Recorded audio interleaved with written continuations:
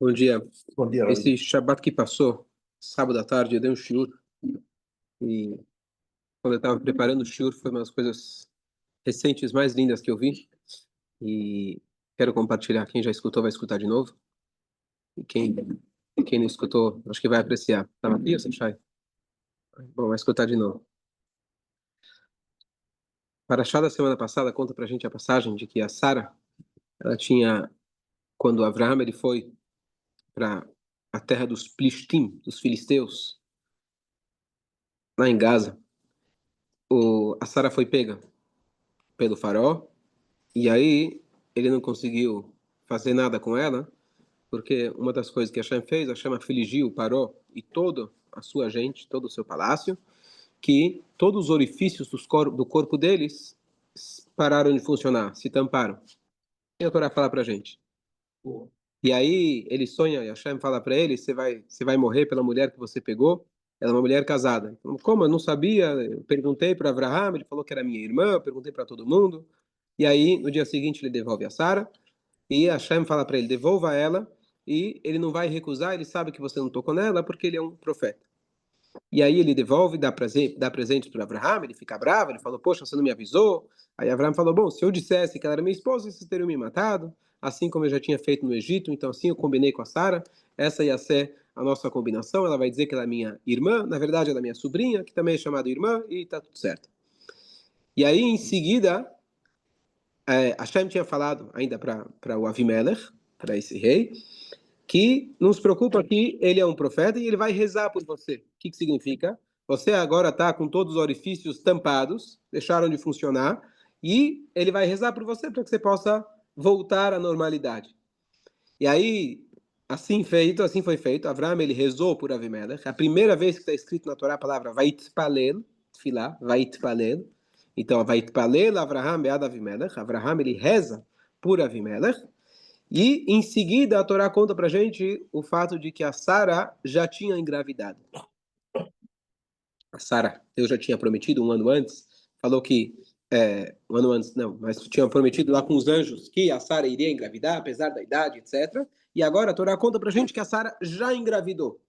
Dizem nossos sábios que, dessa passagem a gente aprende que aquele que reza pela outra pessoa, e você precisa da mesma brachá, então, você rezou pelo outro, Hashem atende você primeiro. Porque Avraham, ele rezou para que os orifícios do Avimelech voltem a funcionar. Então, ele estava rezando pelo Avimelech. Só que enquanto ele estava rezando por Avimelech, Deus já tinha atendido a Sara para que os orifícios dela, para que o corpo dela possa funcionar e ela possa engravidar. Então, essa é a frase de nossos sábios. Quando você reza para uma outra pessoa, para algo que você mesmo precisa, Hashem atende você primeiro. Então, é nesse tema que eu quero elaborar. Primeira coisa, quando a Torá traz um tema pela primeira vez, é algo que a gente tem que prestar atenção, porque se a Torá está trazendo pela primeira vez, é a primeira apresentação do tema, tem alguma coisa importante. Então, a Tfilá, que é algo tão essencial no judaísmo, que a gente aprende muito depois, que a Torá fala que a gente tem que servir a Deus com todo o coração, que significa rezar, mas a palavra Vaitpalel, a primeira vez que aparece na Torá, é aqui Avraham rezando. Então, tem alguma coisa nessa reza que a gente tem que aprender como um modelo de como a gente deve rezar. E a pergunta é, como que funciona esse negócio de você rezar para uma outra pessoa? É um truque? Então, se eu preciso de Parnassá, eu rezo pelo outro que precisa de Parnassá. Aí eu. Não, tá bom, então eu rezo por ele, então vai funcionar para mim primeiro? Então é um joguinho, uma brincadeira? É um truque? Como que funciona isso? Então, eu quero elaborar nesse tema de rezar pelo outro. Se a gente entender o que quer dizer rezar pelo outro, a gente vai entender melhor como que deve ser a nossa tefilá e como realmente a coisa funciona. Então, tem o passo que a gente fala no Ashrei, Karov Hashem lechol koreav, lechol asher ikrau be'emet. Hashem, ele é próximo de todo aquele que chama, que clama por ele. Aí o passo parece que repete, a todo aquele que reza para Hashem de verdade. Hashem é próximo de todos aqueles que chamam. Aqueles que chamam de verdade. Então, quer dizer, tem duas formas de você chamar Hashem, de você pedir. Tem quando você pede, e tem quando você pede de verdade. E tem uma diferença muito grande. Sabe, quando você reza com toda aquela kavaná, é uma reza diferente, ela é aceita de forma diferente. Conforme, quanto mais você investe na tua tefilá, mais você consegue extrair da tua tefilá. Então, o que acontece? Quando a gente reza para Hashem por motivos próprios, eu preciso de A, B, C. Tá bom? Então, você rezou para quem? Você rezou para Deus ou você quer que Deus resolva teus problemas? A palavra que eu vi ontem, justo no Shiur, ele estava falando que chama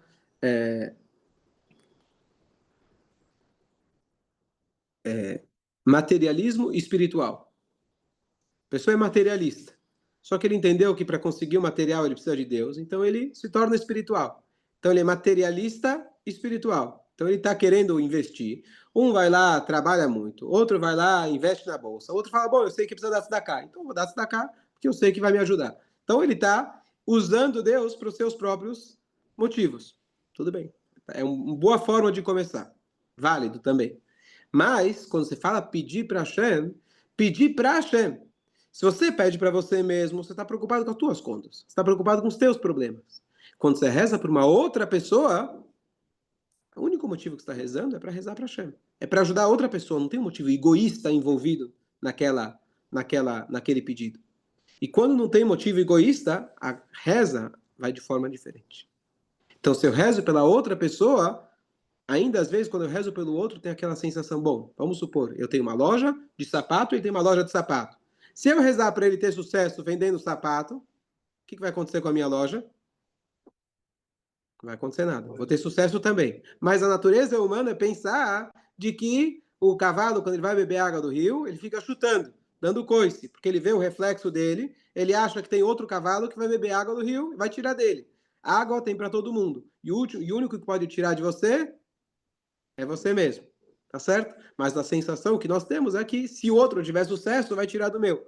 Então, quando você vai lá e reza pelo outro, né? Aquela história, aquela piada, contei no Shabbat, aquele cara que foi no Kotel, ele vira para Deus, Hashem, por favor, eu preciso de $100, eu preciso de $100, por favor, para resolver meus problemas. Lá do lado dele tinha um bilionário que veio dos Estados Unidos, que estava com um business enorme para fechar, de bilhões de dólares. Ele estava rezando, Hashem, por favor, ajuda que eu possa fechar esse negócio. Bilhões de dólares. E ele escuta lá o cara do lado, Hashem, me dá $100, me dá 100. Ele vira, tira do bolso, dá $100 pro cara e fala, para de encher Deus, deixa eu conversar com ele sozinho. Certo? Um já resolveu o problema dele. O outro não sei. Então, aqui tem uma coisa curiosa, que quando Avraham ele rezou por Avimelech, não só que ele está rezando por uma outra pessoa, que ainda não era judia, e ainda tinha pego a esposa dele, zero interesse de ajudar esse cara, deixa ele agora sofrer as consequências. Então, não só que ele superou essa possível, né, rancor, mas além disso, teria uma motivação muito grande para ele deixar o Avimelech estéril do jeito que ele estava. Por quê? Que a gente vai ver aqui mais uma paraxá, Toldot, que quando Hashem ele fez Yitzhak nascer, ele fez ele com a cara idêntica de Abraham. Idêntica. Mais do que qualquer outro filho que parece com o pai. Por quê?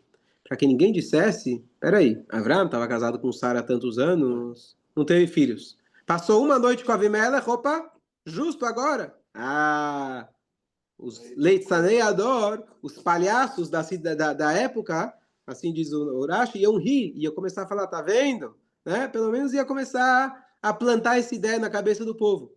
Isso é um desprezo muito grande para Sara, para Yitzhak, para Abraham. E a gente sabe que isso não é verdade. Mas quem sabe que não é verdade? Quem estava lá na hora?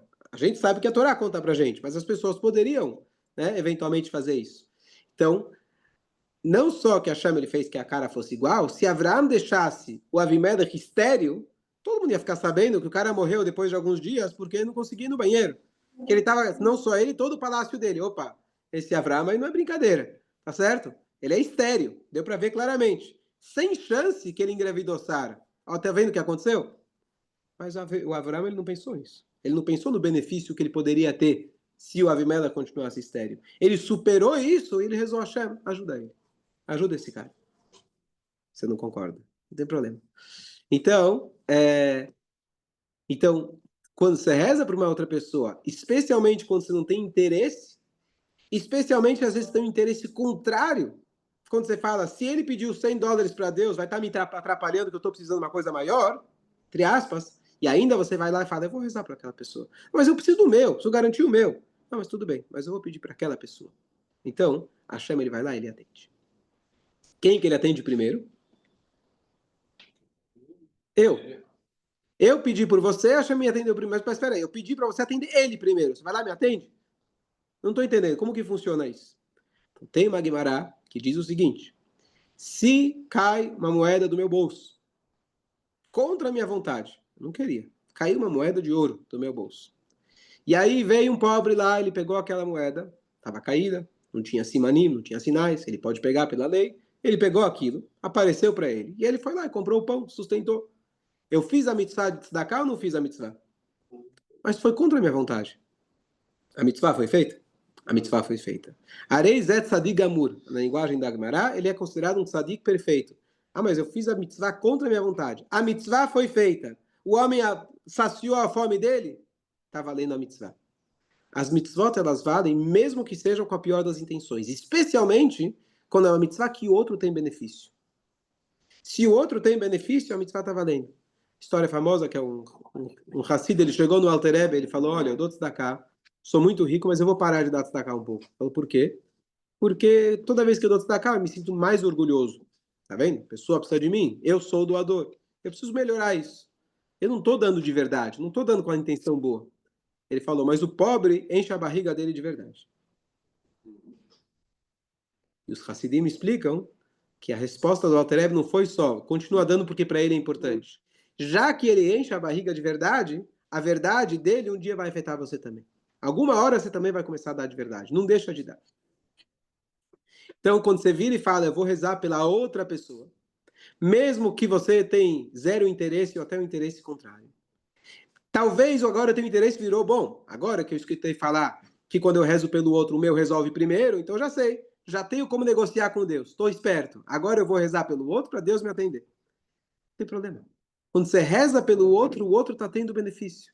Ah, mas eu estou ganhando benefício e eu vou ganhar primeiro. Não tem problema.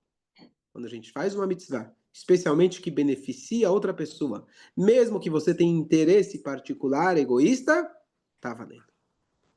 Beneficiar a outra pessoa é tão grande na Torá que ela supera o teu egoísmo. Ela supera os teus interesses. Ajuda, independente daquilo que você está sentindo. Então, mesmo que você vai lá e reza, com a intenção de eu rezar por ele, para que Hashem me atenda primeiro, não tem problema.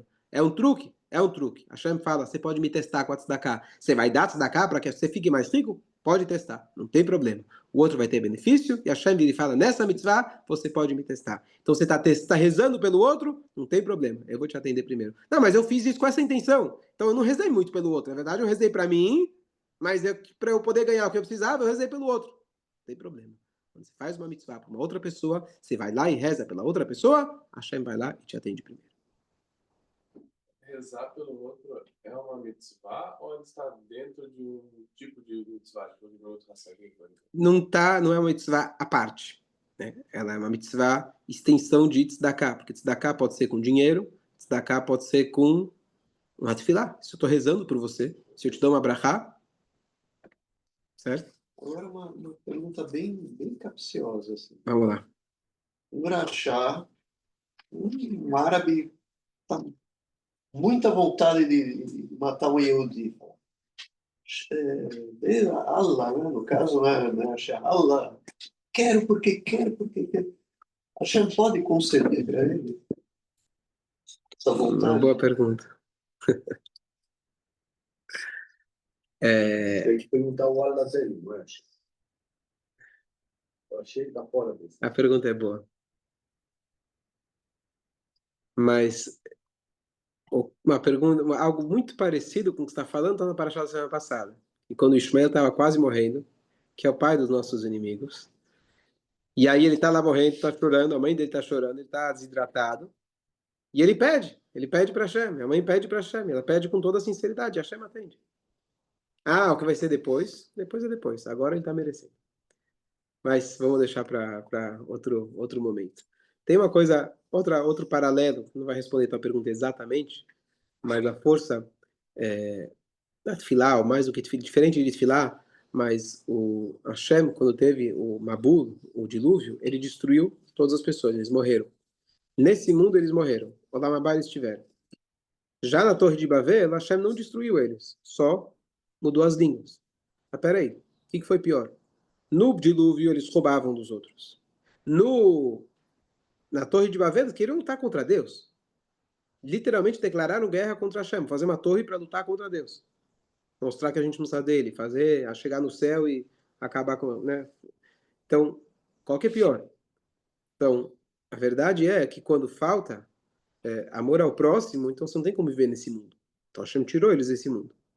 A Torre de Babel, o único jeito que Hashem destruiu eles era tirar a união deles.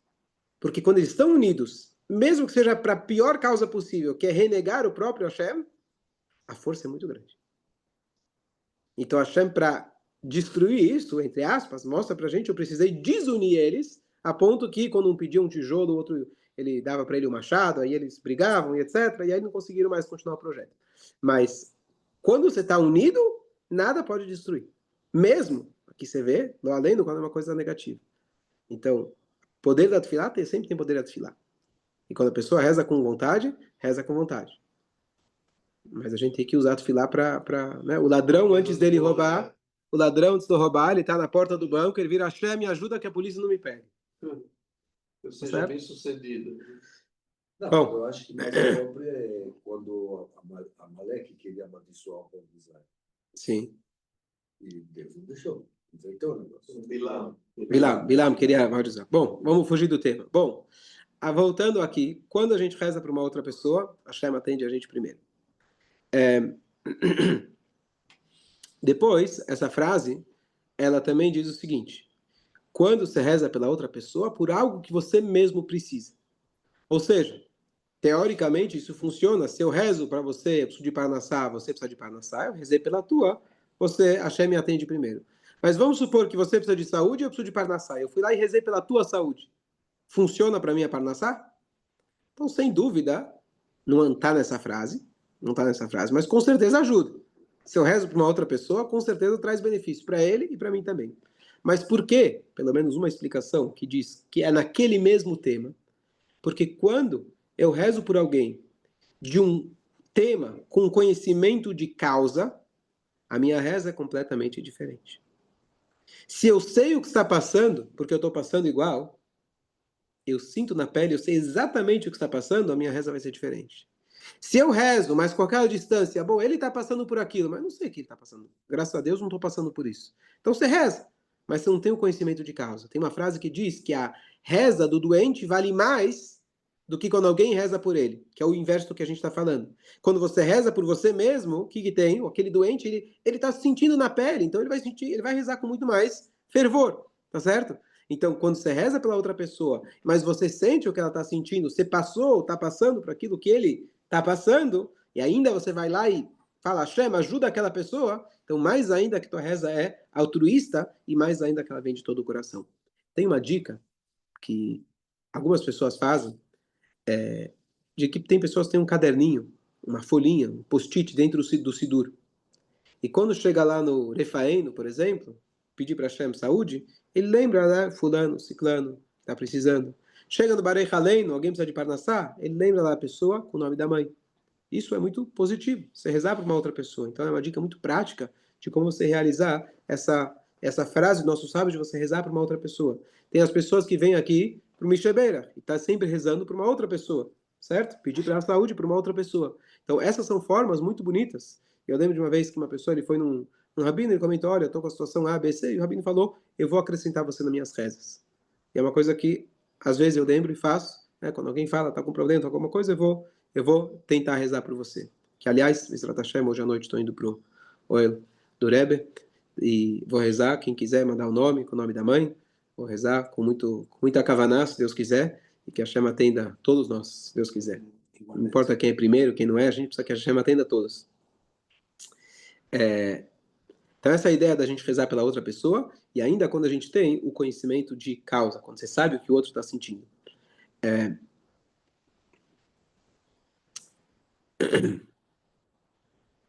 Antes da gente começar a tefilá de manhã, o Arizal, ele introduziu uma frase que diz, que fala, Areini mekabelo, alai mitzvah taseu, aceito sobre mim a mitzvah positiva, de amar o próximo como assim mesmo. Ele introduziu isso no início da reza. E com essa frase, os nossos sábios dá para entender melhor por que ele colocou. Se eu recebo sobre mim o amor ao próximo, estou pensando na outra pessoa, quando eu vou começar a rezar, essa é a melhor maneira de eu começar a minha reza. Eu falo para Hashem, eu amo o próximo, eu estou preocupado com o próximo. Pronto. Aí nenet tefilá, a tua tefilá vai ser mais aceita. Assim como quando a gente começa a me dar, a gente fala, Hashem, abra meus lábios para que eu possa rezar. Então, eu estou pedindo no início da tefilá, Hashem, abra meu coração que eu reze pelos outros. Me ajude a amar os outros. E quando a gente está unido, quando Hashem, eles nos abençoa quando a gente está todos unidos, todos juntos. Então, que seja assim, Bezrat Hashem, que Hashem possa atender as nossas tefilot, como está no Humaz de hoje, Terem Mikra Vani Ené, que Eliezer, quando ele está pedindo para Hashem, para mostrar para ele a menina, a moça, que seria a potencial esposa do Yitzhak, etc. Então, antes dele acabar a reza, a menina já apareceu. Então, que Hashem ele possa, antes da gente terminar de pedir, já apareceu a solução, assim como quando Avraham ele vai lá e reza por Avimelech, a dele já resolveu. Você começou a rezar, a tua já está resolvida. Tá certo? Você vem lá, pergunta, o cara lá está lá no código pedindo, Hashem, me dá os $100, está aqui os $100. Pronto, está resolvido. Teu problema está resolvido. Então Hashem ele pode resolver nossos problemas instantaneamente. Me'ain yavo ezri. Me'ain yavo ezri. David HaMelech ele vira e fala, da onde vai vir minha salvação? Hassidut explica que assim, da onde não é, o que eu vou fazer? Me'ain. Ain significa o nada. Nada, no sentido cabalístico, significa que esse mundo ele veio do nada. O que quer dizer o nada? Nada é Hashem. Quando você, da onde veio esse mundo? Veio do Yesh Me'ain. É algo que veio, a gente não consegue enxergar da onde. Me'ain, do Ain, de Hashem, aquele que é inesperado, aquilo que você não enxerga, é de lá que vem a salvação. A salvação não vem de onde você está esperando, daquela pessoa, daquele truque, daquela venda. A salvação vem de Akadosh Baruch Hu. Que seja em breve, que Hashem traga a salvação de todos os Yudim e todo mundo que traga a Geulah ainda hoje. Amém. Boa viagem. Obrigado. Amém. Sucesso, Amém. alegria, Amém. Obrigado. amor, saúde.